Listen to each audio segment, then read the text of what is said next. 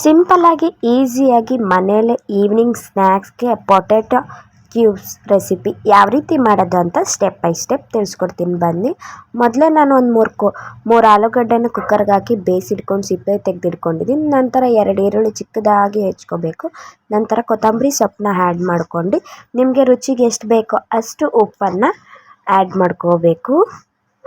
ಇದಿಷ್ಟು ಆ್ಯಡ್ ಮಾಡ್ಕೊಂಡು ನಂತರ ನಾನು ಖಾರಕ್ಕೆ ಖಾರದ ಪುಡಿ, ಸ್ವಲ್ಪ ಧನಿಯದ ಪುಡಿ, ನಂತರ ಗರಂ ಮಸಾಲ ಇದ್ದರೆ ಆ್ಯಡ್ ಮಾಡ್ಕೊಳ್ಳಿ, ಇಲ್ಲಾಂದರೆ ಸ್ಕಿಪ್ ಮಾಡ್ಕೋಬೋದು.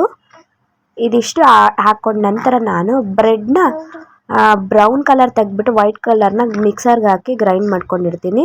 ಅದೊಂದು 3 ಬ್ರೆಡ್ ಪೌಡರ್ನ ಆ್ಯಡ್ ಮಾಡ್ಕೊತಾ ಇದ್ದೀನಿ. ಇದಿಷ್ಟು ಆ್ಯಡ್ ಮಾಡ್ಕೊಂಡು ಚೆನ್ನಾಗಿ ಈ ರೀತಿ ಮಿಕ್ಸ್ ಮಾಡ್ಕೊಂಡು ಬಂದ ನಂತರ ಈ ರೀತಿ ಕಲಿಸ್ಕೋಬೇಕು. ಈ ರೀತಿ ಆದ ನಂತರ ನಮಗೆ ಯಾವ ಶೇಪ್ ಬೇಕೋ ಆ ಶೇಪಲ್ಲಿ ಪೊಟ್ಯಾಟೋನ ರೌಂಡ್ ಬೇಕಂದರೆ ರೌಂಡು ಅಥವಾ ಈ ಥರ ಪೇಡೆ ಶೇಪ್ ಬೇಕಂದರೆ ಪೇಡೆ ಶೇಪ್ ನಾನು ಈ ಥರ ಮಾಡ್ಕೊಂಡಿದ್ದೀನಿ.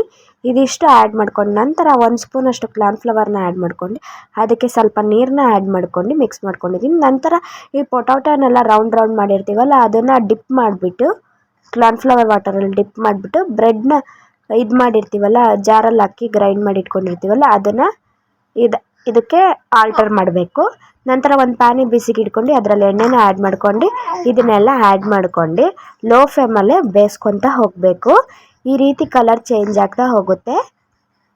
ಈ ರೀತಿ ಕಲರ್ ಎರಡೂ ಬದಿ ಬರೋ ತನಕ ಚೆನ್ನಾಗಿ ಫ್ರೈ ಮಾಡ್ಕೋಬೇಕು. ಲೋ ಫ್ಲೇಮಲ್ಲಿ, ಹೈ ಫ್ಲೇಮಲ್ಲಿ ಇಟ್ಕೊಂಡ್ರೆ ಸಿದೋಗೋ ಚಾನ್ಸಸ್ ಇರುತ್ತೆ ಮತ್ತು ರೆಸಿಪಿ ಚೆನ್ನಾಗಿ ಬರೋದಿಲ್ಲ.